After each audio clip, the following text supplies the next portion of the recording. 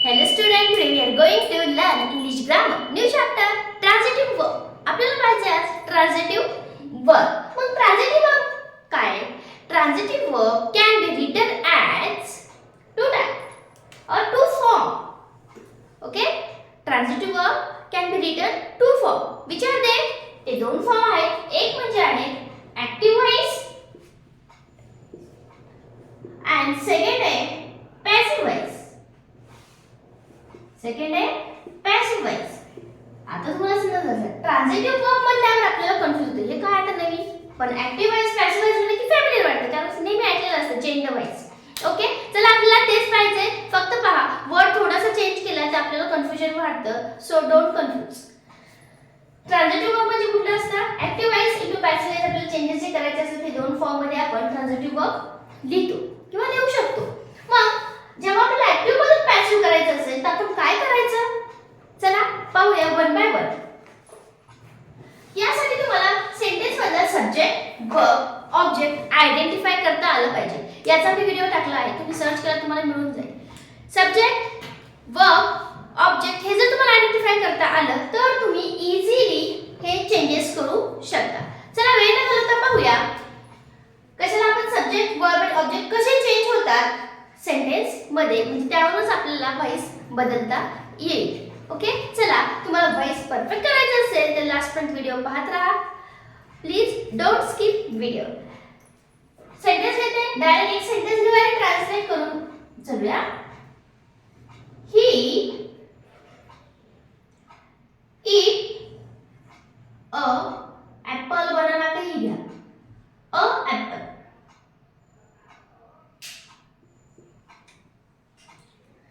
He ate an apple. काय? अ banana घेणार होते, ऍपल लिहूया. चला अ बनाना ऍपल काही घेऊ शकता तुम्ही. an ऍपल घेतलं मी. चला he eats an apple. आता ऍपल काय झालेलं आहे? खालती आहे असं झालंय. म्हणजे समजून येतं की ही शी इथे इथे असतं ते म्हणजे this is the simple present tense. मग सिंपल प्रेझेंट टेन्स मध्ये जेव्हा आपल्याला व्हॉइस चेंज करायचा असतो म्हणजे ऍक्टिव्ह मधून पॅसिव्ह, हे आहे ऍक्टिव्ह फॉर्म, त्याला पॅसिव्ह मध्ये न्यायचं तर कसं द्यायचं? याला पॅसिव्ह मध्ये द्यायचं असेल तर फर्स्ट पाहायचं सब्जेक्ट, याला म्हणायचं सब्जेक्ट. ईट क्रिया कुठली आहे? त्याला म्हणायचं वर्ब आणि this is the object. This is the object. मग जेव्हा आपण ऍक्टिव्ह मधून पॅसिव्ह करतो त्यावेळेला ऑब्जेक्ट फर्स्ट ला येतो, ऑब्जेक्ट कर्त्याच्या जागी लिहितो. पहा आता याचा पॅसिव्ह वॉइस करताना मी काय घेणार? an apple आधी घेणार. an apple किंवा बनाना काही घ्या, फक्त तुम्हाला समजायला पाहिजे. an apple लिहिलं. ओके, या फॉर्म मध्ये लिहिलं. परत पाहिजे इथे यस किंवा एस काय प्रत्यय आहे का? हो आहे. असेल तर त्या ही नुसार an apple, ऍपल एकच आहे मग आपण तिकडे इज घेणार. an apple is. आता मात्र काय करायचं? v3 फॉर्म घ्यायचा. eat आहे, eat, ate, eaten होते.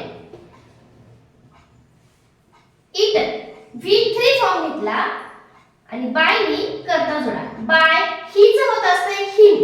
हिचं काय होणार आहे? हिम. इथे लक्ष, इथे लिहिते मी, हिचं होणार हिम. मग पहा फॉर्म्युला कसा झालाय आपला? पॅसिव्ह वॉइसचा फॉर्म्युला कसा झालेला आहे? पॅसिव्ह वॉइसचा फॉर्म्युला आहे ऑब्जेक्ट प्लस इथे काय घेतलं? इज घेतले, पण इथे इज येऊ शकतं, आर येऊ शकतं, कारण जसे कर्त्यानुसार ऑब्जेक्ट जसा आहे त्याच्यानुसार घ्यायचं. म्हणजे इथे काय येणार? मग इज घ्या, and किंवा आर याच्यापैकी एक. इथे इज आर याच्यापैकी. Okay, plus v3 plus by नी सब्जेक्ट जोडायचं. This is the formula. म्हणजे एक लक्षात घ्या, जेव्हा सिंपल प्रेझेंट टेन्स असेल तर त्यांचा पॅसिव्ह वॉइस कसा होतो? असा होतो. Object plus is and are पैकी एक प्लस v3 आणि बाय नी कर्ता जोडायचा.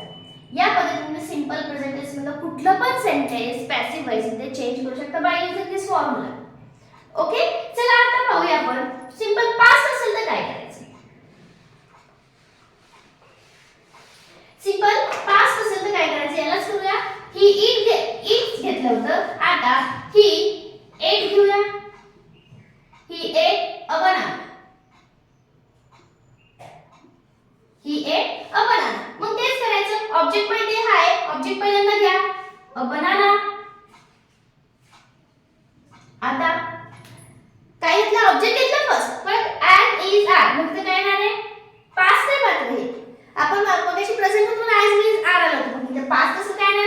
वॉच किंवा वेअर. बनाना एकच आहे म्हणून मी घेणार वॉच.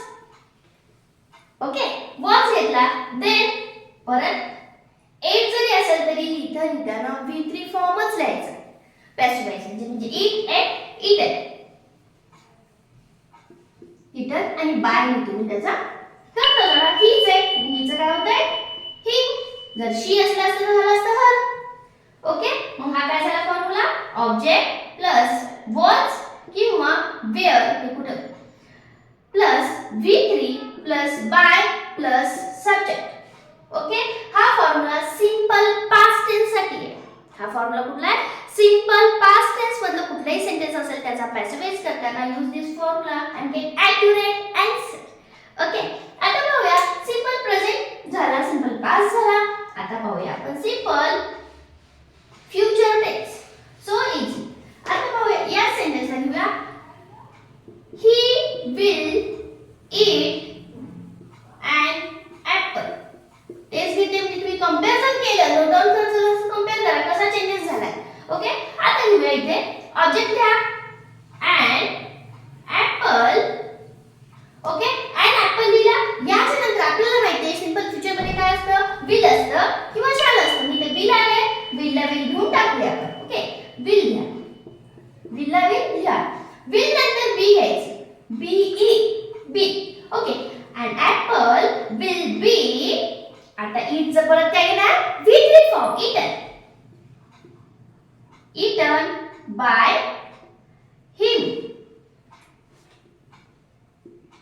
म्हणजे फॉर्म्युला कसा तयार होणार आहे. Object plus will oblique shall plus be. will घ्या किंवा shall घ्या, पण बी घ्यायचं त्यानंतर प्लस V3 प्लस बाय ने जोडायचं तुम्हाला subject. This is the formula of simple future tense.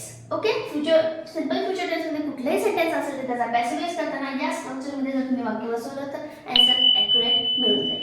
म्हणजे आज आपण पाहिलेले सगळे सिंपल टेन्स जे 3 आहेत त्याच्या सगळ्याचे पॅसिव्ह वॉइस कसे चेंज करायचे बाय युजिंग दिस फॉर्म्युला हे आज आपण पाहिलेलं आहे. ओके, चला लाईक करून घ्या आणि शेअर आणि सबस्क्राइब करायला मात्र विसरू नका. थँक्यू.